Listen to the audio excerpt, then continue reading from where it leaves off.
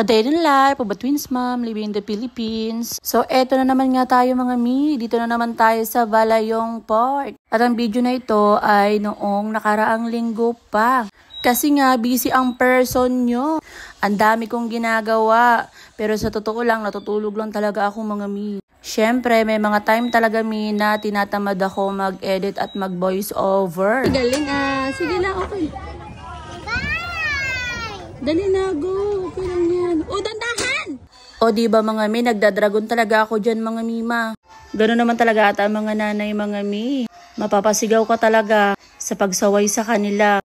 Dahil nakita nyo naman itong kambal, napakakulit. Pero tingnan nyo mga mima, happy sila talaga dyan. At syempre, nanay tayo, kaligayahan natin na makita ang mga anak natin na masaya. Ganito lang talaga mga mima ang routine ko everyday mga mi. Pag wala kaming pasok, nandito kami sa park. Kasi syempre, nilalaag-laag ko rin ang mga anakis ko. Dahil pag nasa bahay lang kami, for sure, boring na boring sila.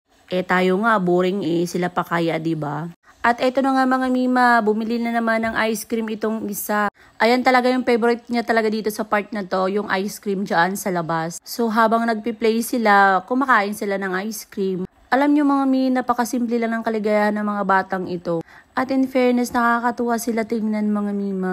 Grabe, ang bilis nilang magsilak Dahil kung titingnan ko noon yung mga pictures nila, naku mga mi, sobrang laki ng difference nila noon at ngayon. Lalong-lalo na to si Ivy. Hindi nyo ba alam na hindi to siya inabot ng 1 kilo noong iniluwal ko siya?